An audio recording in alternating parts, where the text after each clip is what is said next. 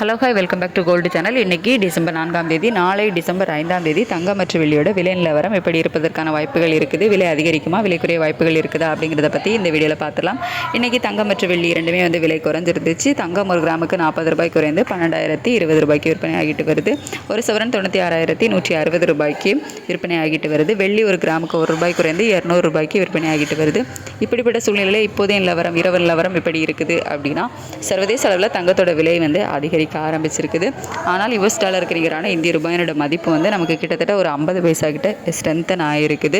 So சர்வதேச அளவில் தங்கத்தோட விலை அதிகரித்தாலும் இந்திய ரூபாயினோட சப்போர்ட் லெவல் இருக்கிறதுனால தங்கம் விலை அந்தளவு அதிகரிக்காமல் கொஞ்சம் குறைவதற்கான வாய்ப்புகள் இருக்குது. இப்போதைய நிலவரப்படி எவ்வளோ ரூபாய் வரைக்கும் இருக்கலாம் அப்படின்னா, ஒரு ப்ளஸ் ஆர் மைனஸ் 10 ரூபாயிலிருந்து 50 ரூபாய் வரைக்கும் இருப்பதற்கான வாய்ப்புகள் தான் இருக்குது.